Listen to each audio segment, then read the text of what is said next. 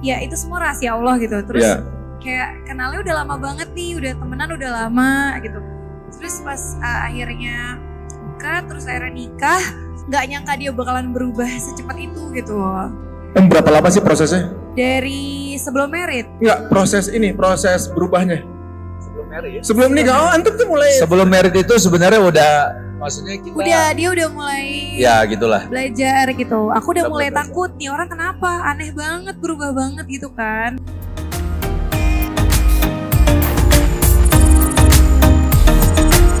Alhamdulillah. Hari ini bisa kedatangan Wisnu sama Shiren yang jadwalnya sulit ya. Mereka juga ketemu sulit ya. Kita juga ajak ngobrol sulit ya. Sampai temenan juga ketemu juga sulit ya. Sudah sulit pokoknya ya. Sekarang kita mungkin Wisnu, Shiren mau menyapa dulu teman-teman semua di sini. Shiren. Ya Shiren dulu boleh nih. Assalamualaikum warahmatullahi wabarakatuh. Selamat malam semuanya. Gimana kabarnya? Alhamdulillah. Suaranya apa kabar? Di sini jaga denger. Ditanya kita jangan Udah, Wisnu sekarang. Bismillahirrahmanirrahim. Assalamualaikum warahmatullahi wabarakatuh. Semangat, harus semangat. Kenapa pas suaminya kencengan ini? Ada apa nih? Waduh. Tapi di sini emang dingin ya? Apa? Dingin ya Ji ya? Nggak biasa di Eropa ya Bapak ya? Ini Eropa nih sini nih. Dingin loh sayang, angin. Ini apa sih? Oh itu blower. Oh iya itu. Belum tahu yang namanya kipas angin ya beliau ya. Dingin loh, nggak dari tadi siang tuh kena anginnya tuh nggak tahu ya, mungkin secara strukturnya itu membuat angin kesini tuh jadi kenceng kali ya. Kenceng ya. Bapak udah mulai agak teknis ngomongnya sekarang. Sok tahu ya Bapak dia. Oke, sekarang kita akan ngobrol sama pasangan ini. Masya Allah, alhamdulillah sekarang sudah menikah selama berapa tahun tuh Ji? Berapa tahun? 9 tahun. Alhamdulillah masih ingat dia ya. Aduh. Kalau kita lihat nembak dong. Ini tes. Ada 3 cinta terpanjang yang ada di dunia. Yang pertama, cinta Allah terhadap hambanya, itu unlimited panjangnya. Cinta kedua, cinta orang tua dengan anaknya. Cinta ketiga adalah cinta fitri. Tuh, tepuk tangan. Apa berapa tahun waktu itu? 4 tahun. 4-5 lah ya. 4 ya? Oh ya. 4 tahun. Nah, di antara public figure di Indonesia yang sekarang ini mungkin udah banyak ya. Tengku Wisnu adalah artis pertama yang hijrah. Emang udah hijrah? Apa hijrah, Fes? Belajar. Apa? Belajar biar hijrah. Belajar berhijrah. Pokoknya pertama deh. Di antara yang lain belum pada ngaji, dia udah ngaji duluan. Yang lain masih pada main game pulang malam, dia udah jenggotan. Nah, sekarang pertanyaannya, ini pertanyaan buat semua orang. Mulai belajar hijrah itu kan nggak mudah ya. Kalau antum tantangan pertama itu apa dulu? Tantangan pertama. Tantangan pertama ya. Sebenarnya lebih ke, kalau tantangan pertama pasti ke diri sendiri dulu sih sebenarnya. Yeah. Bahwa memang kita nggak tahu ya, kalau saya waktu itu ya memang benar-benar harus meyakinkan diri bahwa aku pengen berubah gitu loh. Pengen berubah karena waktu sebelum memang benar-benar akhirnya Bismillah ini ya Allah aku niatkan untuk di jalanmu insya Allah ya, jadi memang berusaha untuk di jalanmu ya Allah. Nah sebelumnya itu sempat beberapa kali, cuman kendor-kendor lagi tuh. Kendor-kendor lagi artinya memang secara secara internal kitanya gitu ya, secara kitanya sendiri itu tuh masih belum kuat secara niat gitu. Setelah diri sendiri baru masuk ke lingkungan mungkin tantangan. Karena kalau lingkungan itu kan memang ya lingkungan alhamdulillah baik gitu. Cuman terkadang memang ada beberapa yang mungkin menganggap ada hal-hal yang emang nggak boleh ya di dalam Islam kayak gitu. Oh, keingintahuan itu ya? Bukan keingintahuan, tapi kayak misalnya ada beberapa kayak misalnya sebenarnya ini melanggar syariat gitu kan. Cuman kita anggap dulu biasa-biasa aja. Misalkan contoh ya. Contoh. Makanya perlu contoh nih. Dulu kalau kita kan gak tahu ya. Kalau dulu sama teman-teman tuh suka bercanda bapak. Oh, panggilan nama bapak. Iya. Bapak. Tapi memang benar-benar dibecandain bapaknya. Tapi kita ketawa-ketawa aja pada saat itu. Cuman kan sebenarnya itu kan gibah ke bapak kan sebenarnya. Kita kan ngomongin bapak gitu loh. Kalau misalnya memang nggak benar, itu berarti fitnah ke orang tua kita. Oh, sebenarnya kita lagi ngejek bapak kita sendiri. Ya? Jadi jatuhnya kan menghina bapak teman kita atau dia menghina kita sendiri gitu loh. Kalau saya ngejek bapaknya anak saya, ya lo berarti kan. Oh nggak boleh itu ya. Karena suka gitu juga. Wih anak siapa sih gitu kan. Oh bukan kayak gitu. Tapi ya bercandanya, maksudnya di antaranya kayak gitu. Jadi poinnya memang tantangan terbesar kalau menurut saya sih adalah lingkungan sih. Dan mungkin guru-guru kita ya, teman-teman juga pada paham lah bahwa menyampaikan kepada kita ketika kita memang berniat untuk berhijrah, kita harus cari lingkungan yang benar, yang baik, sefrekuensi, satu visi gitu kan. Hadisnya ada, teman-teman juga tahu mungkin seseorang akan mencocoki kebiasaan teman karibnya, oleh karenanya perhatikanlah siapa yang akan menjadi teman karib kalian. Terus ya teman itu ya kayak seperti ya kalau kita mau main sama tukang minyak wangi kita akan jadi wangi. Kalau misal enggak suka main api ya kebakar, bau asap gitu ya. Nah jadi memang pengaruh teman tuh begitu luar biasa. Dan guru kita, para ustadz ya sering banget nih menyampaikan tentang lingkungan. Bahkan waktu itu kita pernah dengar ya sayang ya tentang bahwa sampai tetangga tuh benar-benar harus kita perhatikan bahkan. Kalau bisa bahkan kita memang harus di lingkungan dengan tetangga-tetangga yang baik gitu loh. Kalau dulu bahkan waktu itu dengar cerita dari salah seorang ustadz ya. Ada seseorang, ini orang baik banget gitu loh. Orang ini baik banget. Ketika dia mau pindah dan dia mau jual rumahnya ke orang lain, tetangganya bahasanya tuh yang mau beli tuh rumah agar dia rumah tuh nggak dibeli orang, udah kamu tinggal di sini aja. Karena saking kepengen ada circle itu. Karena pengen dia tetap berada di circle dekat rumahnya dia. Bahasanya dia jadi tetangganya. Karena pentingnya tetangga, dan kita dianjurkan di dalam agama kita bahwa tetangga itu memang harus kita muliakan. Kita nggak boleh menyakiti tetangga. Bahkan kalau misal sampai masak, kita kecium baunya, hati-hati loh kalau mereka kelaparan nggak belum makan. Itu kan harus kita perhatikan banget. Kita harus baik sama tetangga kita dan banyak hal. Islam itu kan sangat memuliakan banyak hal ya. Dan salah satunya tetangga gitu. Artinya lingkungan tuh benar-benar sangat diperhatikan kan di dalam agama kita gitu. Lingkungan. Jadi kayak Nabi Nuh ya ngasih tahu ke anaknya, kamu jangan kumpul dengan circle yang salah gitu. Mirip kayak gitu ya? Iya. Dan saya rasa bukan hanya Nabi Nuh, pasti kan banyak ya. Banyak yang menyampaikan, beberapa Nabi juga kan ada beberapa yang kayak misalnya Nabi Lut, ya kan? Kalau Nabi Lut istrinya. Nabi Lut istrinya circle-nya beda gitu maksudnya? Iya, circle-nya beda. Dan ini menjadi catatan buat kita kan. Artinya kan guru-guru kita kan memberikan kita ilmu dan hikmah. Di antaranya yang harus kalian perhatikan tuh adalah soal lingkungan, soal teman, sahabat, apalagi sahabat. Bukan berarti kita nggak boleh main sama teman-teman kita yang bahasanya kalau misal orang bilang belum berhijrah, itu bukan berarti kita nggak boleh main, bukan. Kita harus baik, berteman sama siapapun. Tapi ketika untuk memilih sahabat kan harus benar-benar memilih, karena bisa menarik kita gitu. Jadi saya rasa salah satu tantangan terbesar adalah lingkungan. Lingkungan ya, jadi memang harus dikondisikan lingkungannya. Kalau kita mau keluar dari lingkungan udah mau ingin baik, tapi belum keluar dari lingkungan yang kurang baik, itu mempengaruhi berarti kinerja perubahan kita gitu. Banget. Bahkan waktu itu pernah ada seorang ustadz bilang kayak gini, Ustadz saya mau ke teman-teman yang ini gitu. Terus antum yakin mau ke situ gitu? Iya, soalnya siapa tahu bisa kita bawa Ustadz. Maksudnya artinya dalam arti positif, saya mau ngajak ngaji, mau ngajak yang ngaji lah, ibadah gitu ya. Malah Ustadznya menyampaikan kepada saya,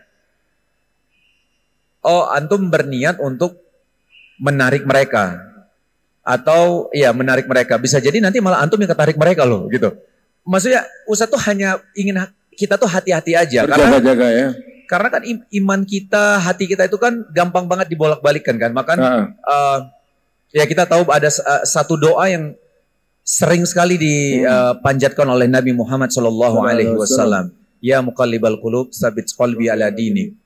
Jadi kita mohon sama Allah.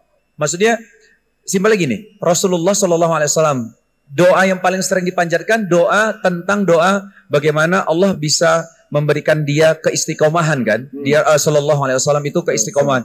Itu Nabi Muhammad SAW, apalagi kita gitu loh. Oh ya, Nabi jadi, aja sekelas Nabi sering doanya seperti itu, apalagi kita. Ya apalagi kita, makanya jangan main-main deh soal lingkungan deh. Itu catatan banget. Bahkan kita kan pasti perhatikan banget anak kita temannya sama siapa. Iya benar. Anak bapak gimana Pak? Iya anak sekolahnya gimana? Kadang-kadang kesel juga gitu kadang-kadang teman-temannya gitu. Nah ini kan ngomongin soal lingkungan nih. Lingkungan terkecil setiap manusia adalah keluarga. Betul. Pada saat itu udah mulai belajar. Siren posisi saat itu barengan apa gimana? Waktu itu belum. Bahkan Siren kan belum berhijab gitu ya. Gimana sih Ren lihat Wisnu waktu silakan sih. Tiba-tiba berubah. Ini tiba-tiba orang ini berubah banget, jadi pendiam, tumbuh sendiri, ini hilang gitu kan? Ya kan kenalnya udah lama. Dulu tuh nggak pernah kepikiran nikahnya sama dia juga kan. Ya itu semua rahasia Allah gitu. Terus kayak kenalnya udah lama banget nih, udah temenan udah lama gitu. Terus pas akhirnya terus akhirnya nikah, nggak nyangka dia bakalan berubah secepat itu gitu. Berapa lama sih prosesnya? Dari sebelum merit. Enggak, proses berubahnya. Sebelum merit ya? Sebelum nikah, antum tuh mulai. Sebelum merit itu sebenarnya maksudnya kita. Dia udah mulai. Ya gitulah. Belajar gitu. Aku udah mulai takut nih orang kenapa aneh banget, berubah banget gitu kan. Waktu itu aku ngeliatnya aneh karena aku nggak ngerti gitu. Farel kok berubah gitu ya? Farel bukan Farel. Farel yang penyanyi dangdut ya. Oke. Farel berubah, Farel. Bukan penyanyi dangdut. ada juga. Terus Terus intinya pas nikah tuh belum satu frekuensi gitu. Dan itu berat banget menurut aku. Kalau pernikahan belum satu frekuensi itu lumayan berat sih sebenarnya. Karena visi misinya beda gitu kan, tujuannya itu beda gitu. Jadi waktu itu memang aku juga belum terlalu interest sama pengajian, belum. Ya pengennya kayak ya udah, yang penting kan baik aja gitu kan. Jadi kayak nanti aja pakai jilbabnya nanti aja udah tua gitu. Selalu mikirnya dulu kayak gitu. Gitu. Jadi terus juga emang Kak Wisnu ya alhamdulillah dia berubah banget. Tapi menurut aku ya namanya semua orang yang berubah itu kan butuh proses dalam tahu cara berkomunikasi yang baik sama pasangan. Waktu itu tuh kan biasa kalau orang baru belajar itu kan rasanya dirinya yang paling benar semua salah ya. Gitu. Jadi kalau ada di sini teman-teman yang kayak gitu ya berarti baru berubah, jadi biarin aja dulu. Soalnya gue juga. Ya, Mas Ari lebih parah. Ya. Jadi pasti dia mikirnya kayak saya pengen ngebenerin semua orang gitu, tapi nggak pakai ilmunya gitu. Dan aku malah makin menjauh gitu, makin kayak kok orang ngaji gini banget sih gitu. Jadi makanya sekarang tuh ketika ada yang keras-keras banget aku bilang jangan sampai bikin orang jauh, karena aku berpengalaman gitu. Ketika orang mau ngaji tapi jadi keras dan galak banget, aku nggak ada interest sama sekali. Aku malah jadi kayak kenapa ya kayak gitu, kok nggak mencoba baik sama manusia gitu. Terus ya alhamdulillah balik lagi semua pertolongan Allah ya. Kan yang punya hati juga Allah yang tolong gitu ya. Nah alhamdulillah beliau Kak Wisnu tuh ketemu sama salah satu ustadz dan dinasehatin tentang komunikasi sama istri itu seperti apa. Dan itu terbukti giliran dia keras aku ngejauh. Tapi giliran dia lembut banget, terus ngajarin agamanya ke istri juga lembut banget, nggak pernah maksa, terus pinter gitu caranya kayak bikin kajian di rumah gitu. Jadi mau nggak mau tuan rumah harus pengajian kan, gitu kan. Jadi terus mungkin Ustadz ngebahas jilbab dong mungkin di belakang layar. Karena setiap yang datang ke rumah langsung jilbab Oh dia nyeting, ya. Itu jadi kok kayak, ini kayaknya buat aku terus nih gitu. Kayaknya hampir sama strateginya ya. Oke. Hampir sama ya. Iya pokoknya gitulah. Terus itu sih yang aku ambil. Ketika dia mencoba merubah cara komunikasi dan menurut aku kan Islam itu kan indah kan, dan ngajak orang itu kan harus pelan-pelan, tunjukin dulu, berubah dulu buat dirinya sendiri dulu, jadi contoh gitu. Nah jujur ketika dia berubah banget, jadi apa ya lebih lembut, maksudnya aku kenal dia udah lama banget soalnya kan, jadi lebih lembut, terus juga apa ya sama rezeki nggak gimana ya kayak bisa soalnya di dunia ya Mas Ari tahu kan di dunia entertainment kita kan persaingan tuh kan dulu kan mikirnya kayak aduh harus langsung syuting ini kalau enggak ini dia dapat ini jadi ini. Keras gitu kan rating turun stres terus persaingan iklan nanti siapa yang dapat pusing gitu kan lama-lama kan kita ngejar duit terus capek gitu kan nah dia tuh Kak Wisnu tuh bisa abis nikah, terus bisnisnya kadarullah man syafa'al, nggak untung 1.000 pun, bye-bye duitnya. Terus cuma ngomong, ya kadarullah, ya udah nggak apa-apa insya Allah kayak, kok aku pengen punya ketenangan kayak gitu ya, kayak gitu. Kok selama ini aku money oriented banget yang ngejar duit sampai kapan? Pada saat itu ya, walaupun sampai sekarang tetap kerja ya gitu.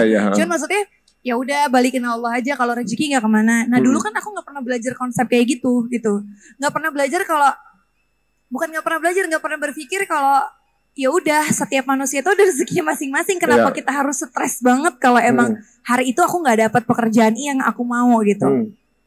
Nah justru sikap-sikapnya Kak Wisnu yang bikin aku tuh tertarik untuk pengajian pada saat itu. Kayaknya aku pengen lebih tenang deh gitu. Kok kayaknya menarik ya. Kok dia jadi terutama sama orang tuanya Masya Allah tabarakallah banget gitu.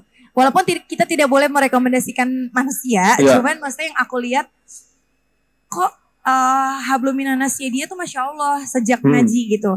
Ke akunya juga apa ya berubah banget gitu kan. Jadi kayak aku bilang kok Masya Allah ya berubah banget, kok kayaknya enak ya gitu. Kok kayaknya aku pengen belajar juga. Justru itu yang bikin aku mau belajar. Ketika dia kerasin aku gak mau belajar sama sekali. Itu berapa lama dari proses ngaji sampai ketemu kliknya itu? Lumayan. Setahun? Lebih kali ya? Enggak, kan aku hamil Adam udah pakai jilbab. Setahun lah. Setahun. Kamu kan hamil Adam baru. Ya setahun lah. Setahun ya. Nah ini juga nih, apalagi kan habis dari dunia entertainment ya. Biasanya nih mereka nih kalau keluar rumah, itu kan ya di dunia entertainment kalau keluar rumah berarti rekening masuk, ya kan? Keluar rumah tuh berarti rekening masuk. Keluar rumah kan berarti syuting. Berarti setiap keluar dapat transferan. Maksudnya ada hasil hari itu. Nah, ketika udah mulai belajar, kemudian mencoba dunia yang baru, kan nggak semudah langsung gampang gitu kan? Nah, seorang Tengku Wisnu ini dan juga Shiren, ketika mulai belajar, pernah nggak sih dapat ujian ekonomi? Ya, alhamdulillah Allah masih jaga kita ya, masih jaga kita.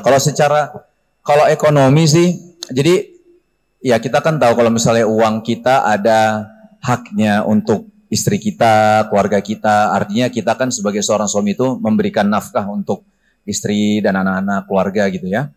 Tapi kita juga harus paham memang uang istri adalah uang istri gitu ya. Uang istri, uang suami, uang istri. Iya. Dunia ini dunia yang fair ya. Ya, salah suami, salah istri, salah suami gitu kan? Enggak lah. Itu kayaknya di video antum tuh ya. Itu enggak. Enggak, kalau itu enggak. Enggak, cuman poinnya itu adalah Shiren kan masih syuting, artinya secara pendapatan alhamdulillah jalan terus ya sayang ya. Syuting beberapa walaupun ada yang nggak seperti ketika kamu belum pakai hijab gitu loh.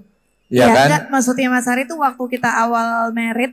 Kalau waktu awal antum mulai ya, itu ada sebenarnya. Maksudnya sebenarnya masih alhamdulillah. Iya, masih alhamdulillah. Tapi Kak Wisnu kan memutuskan waktu itu berhenti sinetron banget tuh. Kan kebiasaan kita tuh kalau main sinetron kan penghasilan ya? Alhamdulillah. Tiba-tiba dia mutusin sinetron pas aku hamil. berapa bulan tuh kalau nggak salah ya. Hamil berapa bulan dia mutusin berhenti sinetron. Emang nggak main sinetron lagi gitu? Ya waktu itu ya keputusan Kak Wisnu nggak mau gitu kan. Nggak mau dulu deh gitu, nggak mau.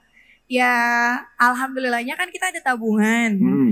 Cuman yang waktu itu diujinya itu Kak Wisnu mencoba untuk bisnis. Nguras tabungan banget.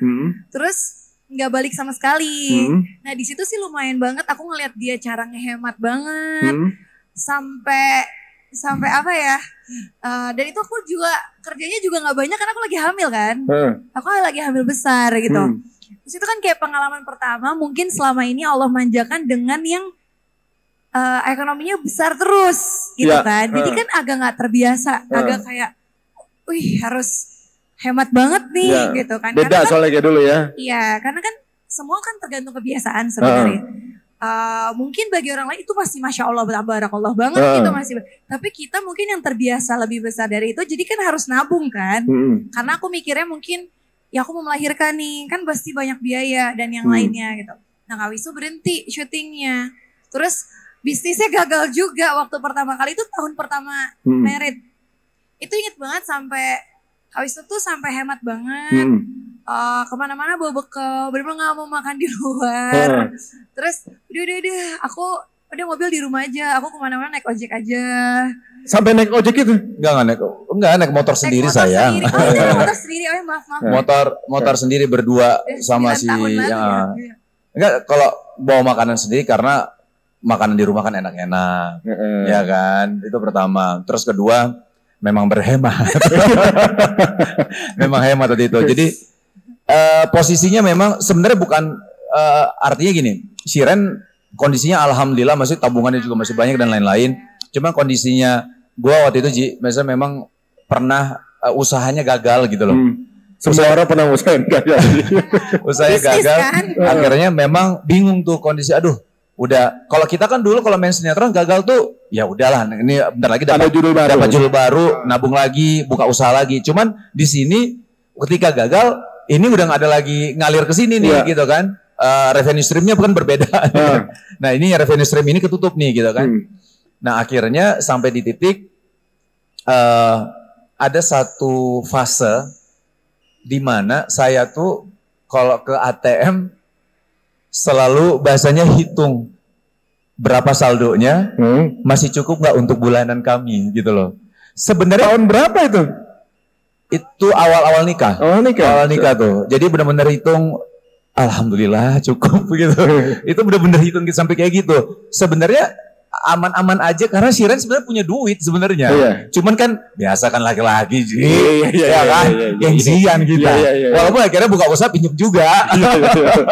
Kayak tadi Shiren bilang, kalau lagi usaha gagal kayak bini gue juga nih. Pas lagi ada usaha, kok begitu sih? Pi, ditanyakan. Udahlah ini kadarullah gitu ya. Pas dia nengok. Namanya bisnis. Iya, ada fase-fase waktu fase seperti itu tuh ada. Tapi alhamdulillah terus dapat judul. Nah, itu pertama kali judul dapat jadi host ya sayang ya, Beriman, acara di Trans TV. Ya. Itu pertama kali tuh Ana kan sama siapa, Zaskia Meka sama Zizi ya sayangnya, bertiga ya. Iya, habis itu baru ada AA. Iya, habis itu yang lain-lain. Pertama kali bertiga tuh, bertiga. Nah itu alhamdulillah lumayan tuh untuk bulanan ya, lumayan alhamdulillah. Sampai akhirnya mau buka usaha lagi, pinjam sama istri. Kan katanya sedekah terbaik istri itu untuk suami katanya. Jadi kita pakai ambil dalil-dalil dikit lah gitu. Aku dengar dari Ustadz kayaknya. Tapi enggak, maksudnya intinya pinjam sama istri. Sampai saya bilang sama istri, sayang nanti kalau udah balik modal aku balikin ke kamu ya duitnya gitu. Nah yang Masya Allahnya lagi sebenarnya nih ini sudut pandang buat ibu-ibu. Artinya ibu-ibu ketika suaminya dalam kondisi yang mungkin tidak yang terbaik mungkin ya, tidak yang lagi baik gitu. Nah support istri itu penting banget. Karena pada saat itu alhamdulillahnya ketika yang tadi saya bilang saya pinjam uang Shiren, Nah ketika mau balikin, Shiren bilang, udahlah saya nggak usah dibalikin, kan uang ini apa yang kamu dapat ini juga untuk keluarga lagi. Ya Allah sayang, itu Masya Allah. Ini banget. Tapi dalam hati boleh pinjam lagi nggak? Nggak bercanda. Nggak pernah ya. Nah ini teman-teman, ini satu penggambaran singkat ya. Pasti banyak banget cerita yang tentunya juga dirasakan oleh pasangan ini, bahwa ketika memutuskan untuk mendekat sama Allah, pasti ada cobaannya, pasti ada tantangannya gitu. Sebenarnya apa yang didapati mereka ini karena udah sering syuting stripping segala macam, idealnya dapat dengan kapital tertentu kan. Tapi ketika memutuskan untuk mengurangi syuting, nggak seperti biasanya dapatnya. Bahkan mencoba untuk mandiri, itu momen dimana dicoba. Tapi sekarang pasangan ini kita teman-teman bilang, Masya Allah nih Ji Wisnu bisnisnya lagi lancar banget ya.